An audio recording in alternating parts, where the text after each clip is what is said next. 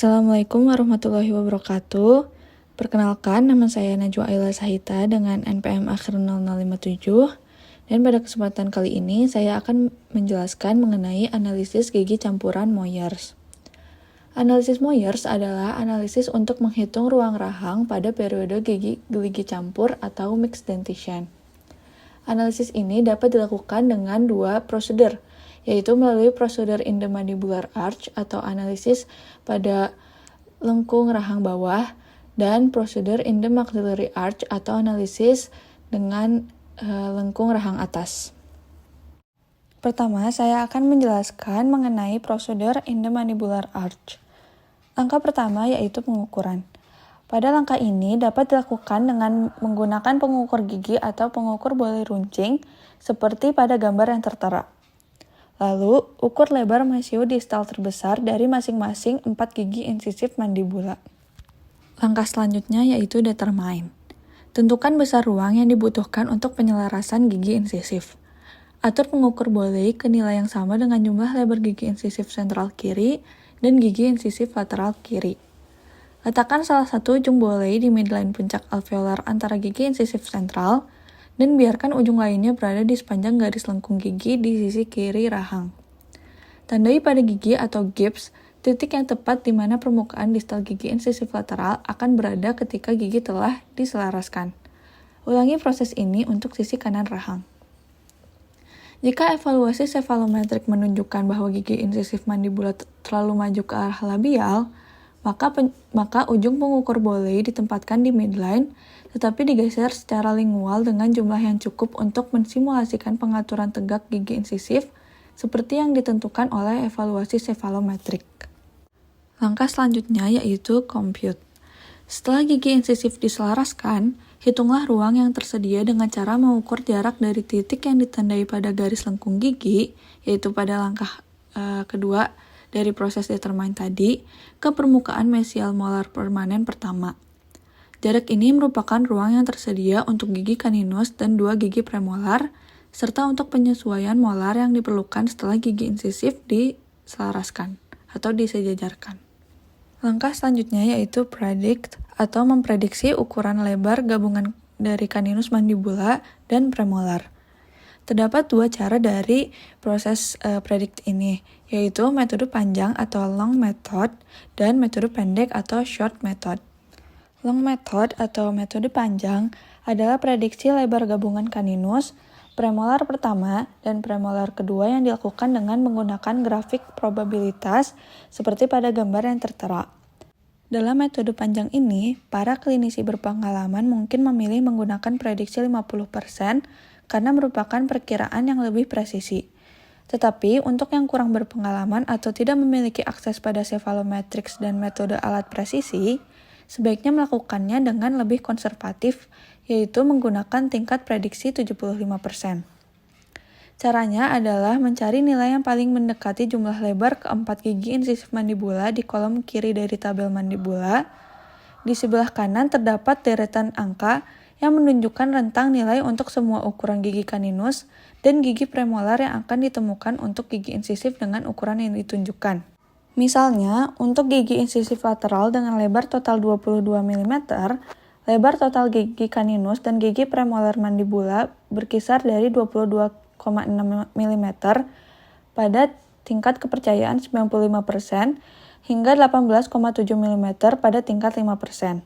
Ini berarti bahwa dari semua orang yang gigi insisif bawahnya berukuran 22 mm, 95% akan memiliki lebar gigi caninus dan premolar dengan total 22,6 mm atau kurang. Nilai pada tingkat 75% dipilih sebagai perkiraan karena tingkat ini adalah tingkat yang paling praktis dari sudut pandang klinis. Pada contoh ini, nilainya adalah 21,4 mm, yang berarti bahwa 3 kali dari 4 lebar total gigi caninus dan premolar hanya akan berjumlah 21,4 mm atau kurang. Perlu diperhatikan juga bahwa hanya 5 kali dari 100 lebar gigi-gigi ini lebih dari 1 mm lebih besar dari perkiraan yang dipilih, atau pada contoh ini yaitu 21,4 mm. Secara teoritis, sebaiknya menggunakan tingkat probabilitas 50%, karena kesalahan apapun akan mendistribusikan secara merata ke dua arah. Namun secara klinis, perlindungan lebih dibutuhkan untuk masalah crowding daripada spacing. Untuk metode pendek atau short method, metode ini adalah metode yang telah dikembangkan sebagai alternatif yang lebih singkat, namun hasilnya kurang presisi. Metode ini memiliki kelebihan tertentu, namun tidak memungkinkan untuk memperhitungkan dimorfisme seksual dengan akurasi yang sama. Caranya yaitu dengan menambahkan lebar gigi insisif mandibula dan hasilnya dibagi dua. Tambahkan 10,5 mm ke nilai yang diperoleh untuk memprediksi lebar gabungan gigi kaninus dan premolar mandibula. Dan tambahkan 11 mm untuk memprediksi lebar gabungan gigi kaninus dan premolar maksila. Baik menggunakan metode panjang maupun pendek, catat nilai perkiraan untuk lebar gabungan gigi kaninus dan premolar pada formulir analisis gigi campuran untuk kedua sisi dan setiap lengkungan gigi atau lengkung rahang. Langkah terakhir untuk prosedur di lengkung mandibula yaitu compute. Hitung jumlah ruang yang tersisa di lengkung gigi untuk penyesuaian gigi molar. Caranya yaitu dengan kurangkan ukuran perkiraan gigi kaninus dan gigi premolar dari ruang yang tersedia yang diukur di lengkung atau rahang setelah penataan gigi insisif. Catat nilai-nilai ini untuk di setiap sisi. Dengan semua nilai yang dicatat, penilaian lengkap tentang situasi ruang di rahang bawah atau di mandibula dapat dilakukan. Selanjutnya, saya akan menjelaskan mengenai prosedur in the maxillary arch. Prosedur ini mirip dengan prosedur untuk lengkung gigi bawah dengan dua pengecualian. Pertama, digunakan tabel probabilitas yang berbeda untuk memprediksi jumlah gigi kaninus dan premolar atas, yaitu dengan tabel yang tertera pada slide. Kedua, harus membuat perhitungan untuk koreksi overjet saat mengukur ruang yang akan ditempati oleh gigi insisif yang telah disejajarkan.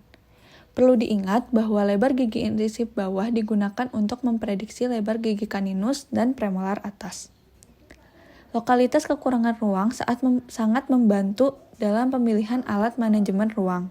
Untuk praktik yang lebih baik, yaitu dengan mempelajari radiografi saat analisis gigi campuran untuk mencatat ketiadaan gigi permanen, malposisi perkembangan yang tidak biasa, atau kelainan bentuk mahkota.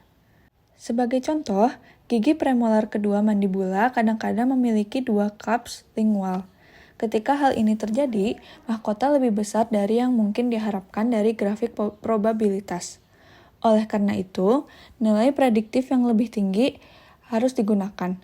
Tentu saja dapat dilakukan pengukuran ukuran mahkota gigi kaninus dan premolar yang belum erupsi dalam radiografi periapikal untuk informasi tambahan atau untuk mendukung perkiraan analisis gigi campuran yang sedang dilakukan.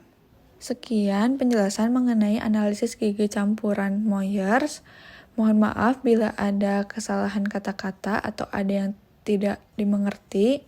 Terima kasih. Wassalamualaikum warahmatullahi wabarakatuh.